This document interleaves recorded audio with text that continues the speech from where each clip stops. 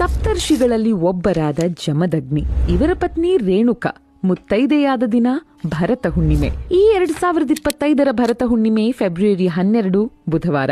ಭರತ ಹುಣ್ಣಿಮೆಯ ದಿನದಂದೇ ಮೈಲಾರ ಜಾತ್ರೆ ಸಹ ನಡೆಯೋದು ವಿಶೇಷ.